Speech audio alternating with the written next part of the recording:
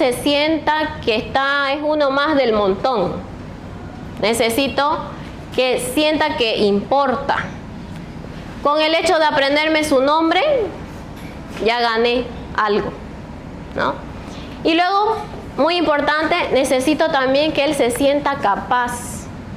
Eso es algo que nosotros tenemos que hacer como profesores.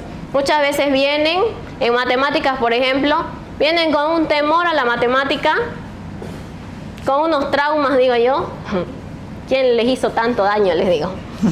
Pero nosotros tenemos que transmitirles esa confianza para que ellos se sientan capaces.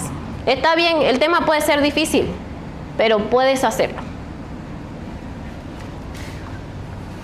Entonces, como les decía, esa sintonía emocional también tenemos que planificarla. Y para eso tenemos que pensar. Quizás no va a estar escrito en mi cronograma de actividades o no está detallado en los contenidos mínimos que tengo que enseñar, pero puedo pensar antes de la clase cómo quiero que ellos aborden emocionalmente este tema, o cómo quiero que se sientan hoy en mi clase. El antes, el durante y el después. ¿Cómo hacemos el antes? ¿Cómo voy a iniciar? Tal vez una pregunta para que los lleve a pensar, alguna historia, un caso real cortito, ¿no? No tenemos que cambiar el contenido de nuestra clase como tal. Durante, la participación es una estrategia que utilizamos. Entonces, cuando ellos participan, ¿cómo respondemos a esa participación? Si se equivocó, ¿lo voy a hacer sentirse en ridículo? ¿O más bien voy a aprovechar ese error que cometió y hacer que sea un tema de exploración en toda la clase? Entonces ahí él va a sentir que mi clase es un lugar seguro para poder pensar y expresarse. Y por último, después, no es decir, bueno, se acabó la clase, nos vemos mañana, chao, sino que cerrar emocionalmente con una pequeña reflexión de pronto de lo que hemos visto. Y bueno, por último, recuerden entonces que nosotros, los estudiantes, les podemos enseñar. Seguramente van a olvidar más del 80% de lo que les enseñamos, pero lo que van a recordar siempre es cómo ustedes los hicieron sentir. Y eso es dejar una huella como docentes en nuestros estudiantes. Muchísimas gracias, Xiomara. Muy bien. Perdón. Diga. Claro que sí, Licen. Como es la primera vez que estoy escuchando. Una consultita, más que todo un comentario. Estoy muy de acuerdo con lo que dice Xiomara, ¿no? Cómo hacemos sentir al estudiante. Pero estoy de acuerdo también de que la universidad es un laboratorio para la vida cotidiana. En la calle no lo van a hacer sentir bien al profesional. Es decir, van a haber momentos en que el profesional va a tener que ser resiliente, ser duro y entender que en la calle, en el trabajo va a ser complicado el tema. Ahora la consulta es, por ejemplo, yo he tenido estudiantes que han pasado varias materias conmigo y, por ejemplo, hay una materia en donde yo hablo del tema de asesorías en comunicación. Ustedes saben que los CEOs, cuando uno va a hablar y va a ofrecer no sé, algo que uno tiene que trabajar con ellos, un proyecto, son duros y te responden duramente y te dicen cosas duras muchas veces, ¿no? Y yo muchas veces he sido duro así con ellos, obviamente en la parte de poder ejemplificar cómo los CEOs son dentro de un momento de la proyección, digamos, en el que uno está queriendo explicarles y está queriendo darles a su empresa. Y muchas veces ellos me han dicho, ya estudiantes que han salido, inclusive de acá de la universidad, me han dicho, esa dureza con la que nos trató usted en ese momento en la clase, me sirvió mucho para ser resiliente cuando me tocó ir a hablar con el CEO de tal lugar, el gerente de tal lugar, el gerente de tal cosa.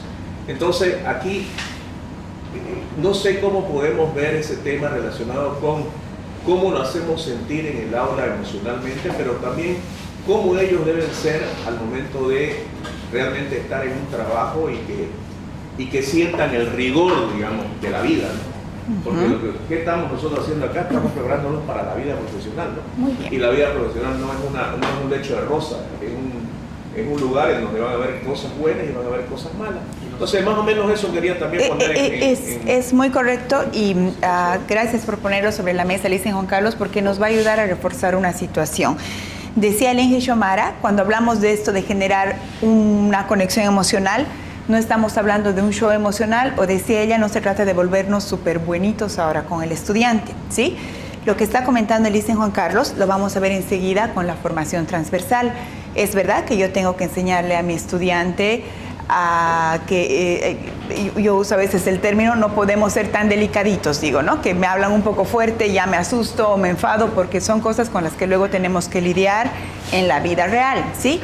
Sin embargo, fíjense que estas prácticas que seguramente usted también tiene con su clase, Licen Juan Carlos, pueden ser intencionadas y no pasan, estoy segura porque yo lo conozco, por una falta de respeto al estudiante. O por ejemplo, hacer un comentario desatinado, ¿no? Que pueda poner en una situación vulnerable a un estudiante. ¿Se dan cuenta? Entonces, ¿qué tenemos que garantizar?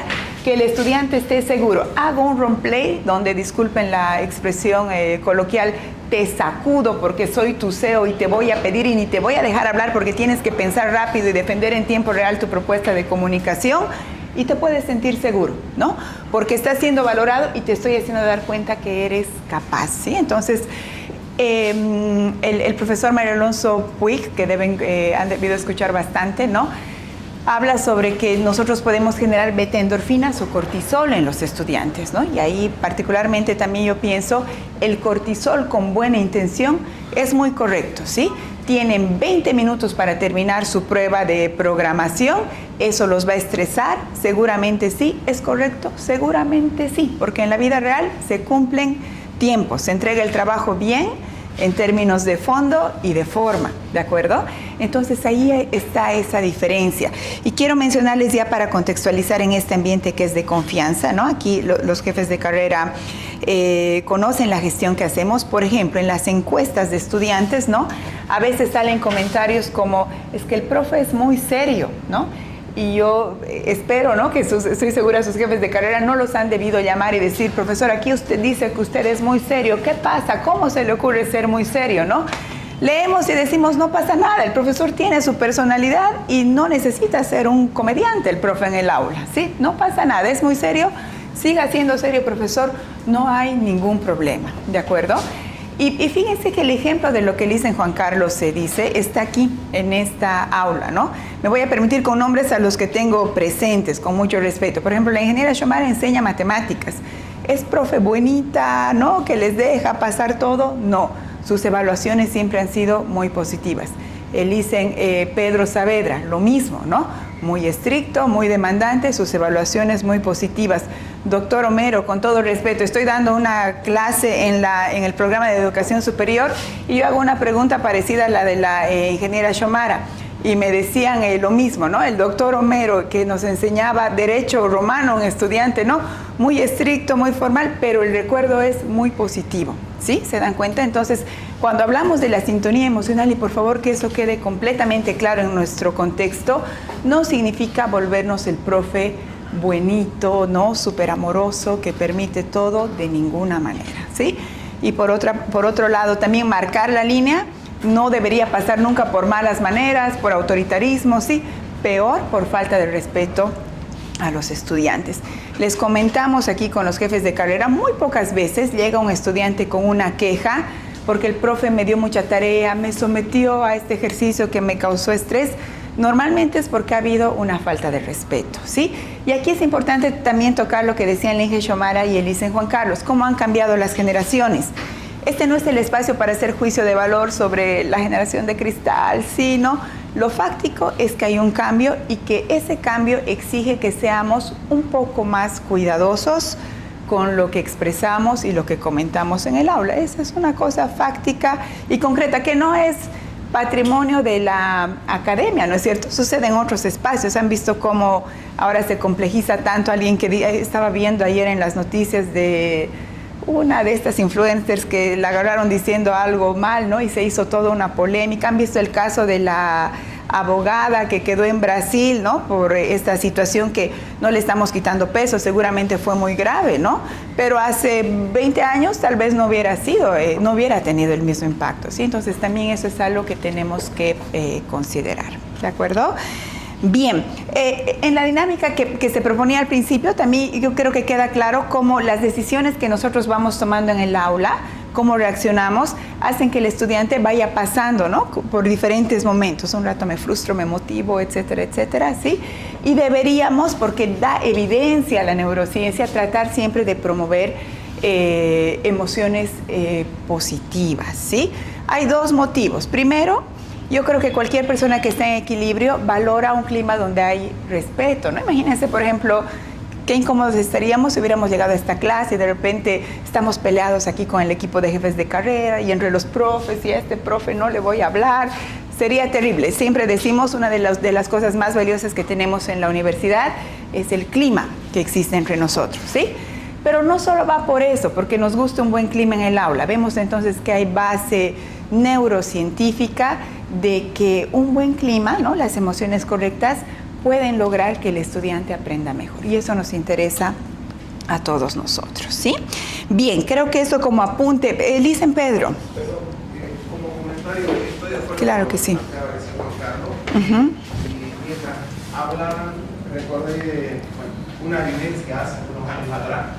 Me invitaron de uno de los viceministerios de Educación a una actividad que presentaba proyectos y más. En esa actividad me volví a encontrar con un ex colega después de años y él me contaba que era veterinario, yo le contaba que yo daba clases, todo, y él me dice, yo también, pero me cansé, lo que era muy simple y me volví al mundo empresarial. Y la frase que él lanzó en ese momento me dice, es que dar clases es muy simple, es como un switch. Yo lo escuchaba, no quería contradecirlo, sino entender su mirada, decir, como un switch. Sí, que entras al aula como prender el foco, prendes y apagas. No sabía qué decirle porque lo sentía bien seguro de lo que él decía, ¿no? Y de pronto en el ambiente había equipos de música, había un DJ que estaba poniendo como que música de ambiente.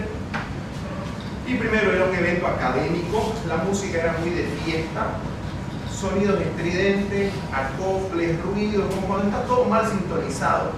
Pero yo lo miraba al DJ, él estaba con los cascos, los audífonos, y él estaba en su mundo, o sea, feliz. Claro. Y nuevamente este colega me mira y me dice, oye, medio raro, ¿no? Sí, lo que es aire libre, suena mal, el acople, la bulla, bueno, yo no sé el sonido, pero molestaba. ¿Por qué nadie le dice nada al DJ? Y ahí le digo, porque esto es como la educación. Ahora entiendo, no es un switch, es una consola. Bien, y vamos. Y además no es la consola, es el contexto. Ajá. No es lo mismo una actividad de día, una actividad de noche, en un espacio abierto, en un espacio cerrado. La música, hace rato hablaban de rojo negro, yo normalmente los hago, le digo ir y venir. ¿Por qué? Porque sin querer lo hacemos como profesores. A veces un proyecto muy exigente para un equipo es muy retador y de gran valor. Pero hay otro, por eso lo veía hace rato, y a veces Juan Carlos se movía en el espacio y varios de nosotros, porque de pronto para algunos nos causa ansiedad, pero para otros ese proyecto muy retador nos genera confianza. Para otros nos involucra temor. Y hay un estudio que le compartía la semana pasada muy interesante que concluye un poquito con esto. No es, dentro del respeto y todo lo que ahora mencionamos, no es hacerlos sufrir, pero es hacerlos entender a veces lo complejo que es la vida desde las miradas de las asignaturas que compartimos. Solo como conclusión, cuando le dice esto a este colega y a lo mío, volviendo al tema anterior de la educación, mira, el profesor es como el DJ y toda su actividad de clase es la consola y el contexto y el entorno. No es tan fácil, aunque creamos, pero lo estamos haciendo bien. Totalmente. Entonces, con esto además, ¿qué digo? No es que lo hagamos mal, sino que de ninguna manera. Nos ha pasado a muchos, ¿no? Pasamos un módulo súper bien, el grupo de estudiantes entendió, nos lleva el ritmo y demás. Cuando creemos que está perfecta nuestra planificación, replicamos, porque en teoría está perfecta, próxima materia cambió todo. alguien lo decía en la clase pasada, cambió el aula, cambió hasta el lado, como dice que tiene que ver el lado, porque los estudiantes, el proyector está acá y el programa está al otro lado, ya me genera una incomodidad. Los estudiantes, los perfiles de los estudiantes, que aparentan, entre comillas, son iguales. Entonces, por eso siento que esto es más una consola, no es bueno o malo, no es estas emociones, porque tengo un mix. Y a eso debemos incluir también que los profesores sentimos emociones, ¿no? Nos ha pasado que de pronto un profesor X, dentro de lo que usted planteaba, ¿no? El profe es muy serio, y le voy a contar la experiencia, sin dar el nombre del profesor, porque viene una persona, me dice, ¿no? Un estudiante me dice, profe, ¿sabe que la profesora está muy seria? Y eso qué implica, es que no puedo hablarle porque parece enojada. ¿Y qué se me ocurrió decirle? He sentado un rato a hablar con ella, a preguntarle cómo está, qué es de su vida, nombres. Y si te animas a hacerlo, bueno, pasaron 2 o 3 días, la volví a encontrar en el comedor a la chica y me dice, ya hablé con ella. Así, mire, no había sido que ande enojada, sino que tiene a su hija enferma, está delicada de salud y está preocupada por esa situación en la clase. ¿Ya? Yo hasta le recomendé, porque justo me dice, mi papá conoce un doctor que ve esa temática, que ve. Qué interesante. Terminó el módulo y le vuelvo a preguntar, ¿y cómo anda todo? Bien, le cuento. No me habló ni de la materia ni nada. Su hija ya está mejor de la materia. Entonces, en ambos lados también hay que contemplar algo. En ambos lados hay emoción. Por supuesto, claro que sí, claro que sí. Enseguida le doy la palabra, doctora, solamente para rescatar algo muy interesante que decía Elisa en Pedro. Fíjense que si el proyecto, ¿no?, que yo he planificado y he diseñado es el que le va a generar ansiedad, frustración porque se lo rechazo, temor porque no sabe algunos contenidos, no pasa nada. Eso tiene un fin didáctico y ha sido planificado. Pero solamente para clarificar, las situaciones que mostrábamos eran un profe, por ejemplo, que reprendía al estudiante públicamente, sin fin didáctico. Eso es porque al profe le vencieron las emociones, ¿no? No se controló e hizo un exabrupto. Ahí hay una diferencia grande, ¿sí? Una cosa es el fin didáctico y otra cosa es que yo como profe, como dice Elisa en Pedro, llegué mal regulado y dejé salir todo tal cual estaba y no generé esa sintonía emocional, ¿sí? Excelente, muy bien. Doctora, y lo escuchamos. Sí, doctora. Sí, bueno, con el tema de la planificación, a mí me parece sumamente importante. El docente no puede ingresar sin calcular qué debe hacer, tiene que estar calificado. Pero en realidad también el contexto cada día, en cada situación es diferente. Entonces puedo haber planificado, qué sé yo, voy a hacer esta técnica, o no sé, pero llegado un momento en la situación puede cambiar. Totalmente. Entonces, y eso me ha pasado un montón de veces. Y la situación es que uno tiene que enfrentar estando actualizado, manejando las técnicas, manejando los métodos y con la experiencia, ¿no? Porque tiene que enfrentar la situación y resolverla. Y eso implica de que tienes que tener experiencia, conocimiento. Bien, de acuerdo, doctora. El anterior encuentro precisamente discutíamos eso. Estamos desmitificando que la planificación es una camisa de fuerza y que hay mucha riqueza precisamente en esa flexibilidad, en lo que decía Elisa en Pedro. Hago mi planificación, ¿no? El DJ seguramente tiene su set, no me acuerdo qué se llama, ¿no? Pero va viendo algunas situaciones y va modificando, va cambiando, ¿de acuerdo? Entonces, lo mismo, pero sobre una planificación. Completamente de acuerdo, doctora. Hágame recuerdo su nombre, por favor. Buenos días, señor Ismael Delgado, de Ingeniería de Sistemas. De Sistemas, sí, ingeniero Delgado, lo escuchamos. Muy bien. Considero que este proceso tiene diferentes dimensiones y por eso es complejo.